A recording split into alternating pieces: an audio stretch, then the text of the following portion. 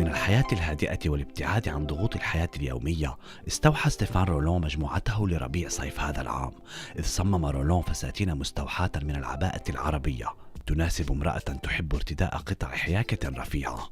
كما شوهدت فساتين بأحجام مختلفة بدت البعض منها واسعة الشكل وأخرى ترتديها عادة راقصة الباليه. كما شوهدت قطع وفساتين حيكت من الجزار والأورغانزا من الخارج، أما داخليا فحيكت من الحرير والبلاستيك، وهذه هي المرة الأولى التي تحاك قطع بتقنية الأقمشة المركبة.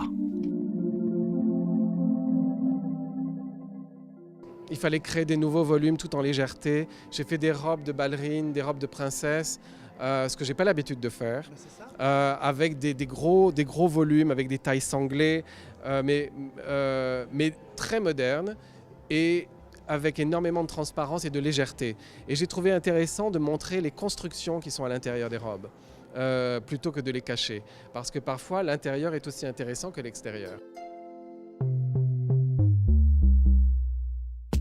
ارتدت العارضات كابات وفساتين راقية الملمس، لكن لا تحمل لونا حسب مصممها، إذ تراوحت ألوان المجموعة من مشتقات لون التبغ أو اللون الجلدي بدرجات مختلفة، إضافة إلى اللونين الأسود والأبيض اللذين لا يعدان ألوانا في عالم الأزياء والموضة.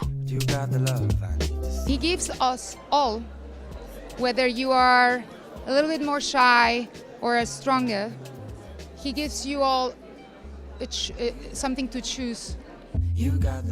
الذهب الخالص والفضة كانا حاضرين في مجموعة رولون، إذ حيكت قطع من التيل والأورغانزا مطرزة بهذين المعدنين أي بالذهب والفضة. أما طرحة العرس فبدت وكأنها فستان بسيط ركبت عليه أشكال هندسية أنيقة.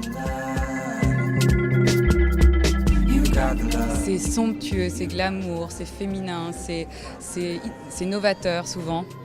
Parce qu'il y a toujours un détail, il y a toujours dans les plissés, c'est toujours parfait. Enfin, moi j'adore Stéphane Rolland, depuis des années. لم تتعدى الألوان التي استخدم ستيفان رولون في مجموعته الربيعية الصيفية 4 ألوان، إذ فضل المصمم التنويع في أحجام وقصات قطع مجموعته.